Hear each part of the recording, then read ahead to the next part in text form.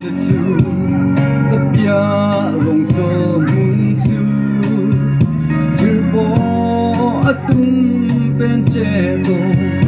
ninga rong pen si che dong lo chu chuan min ngai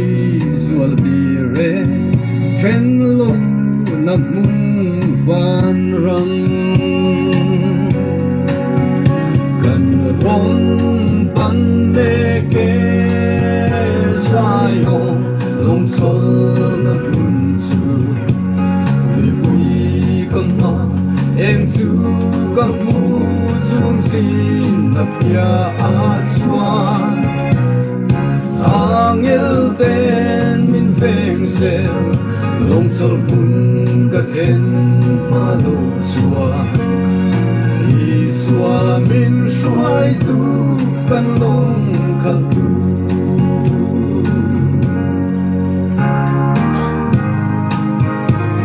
Achian tu ta ko na na lui lui alo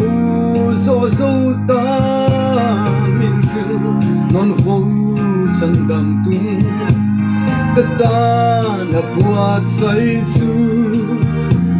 hey ka lo she chuak ta long chong hun ka khen ve hun chua ka du ta kan min lo mua kan nin chen to lo va kan ron pan me ke sayo long chong na mun chu ma em chu kam pu chung si na pia a chuan angel ten min feng se long chol plum ka khen ma lo chuan i swa min shwai tu kan long khal tu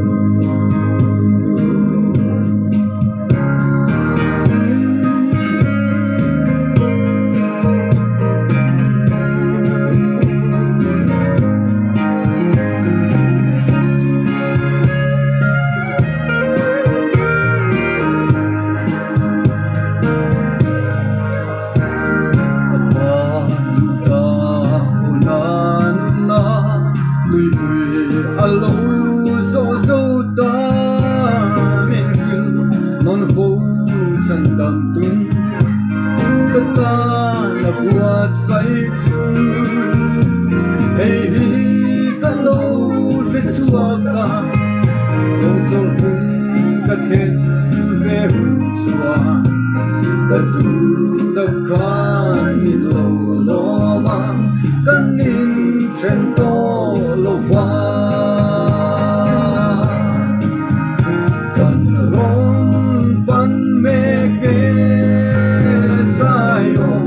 long cho na bun chu lui bui kam ma em chu kam mu chung sin na pia a chuan angel ten min veng se long chol pun ka khen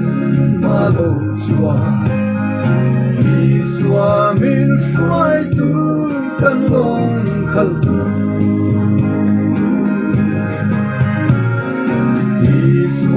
min xoay tu căn bông khăn tu